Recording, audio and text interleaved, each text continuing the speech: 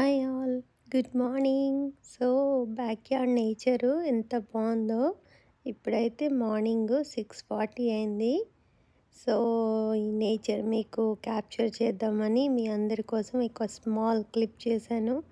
And flowers అయితే మళ్ళీ మళ్ళీ చూడాలనిపిస్తేటట్టు అన్నీ పూసాయి.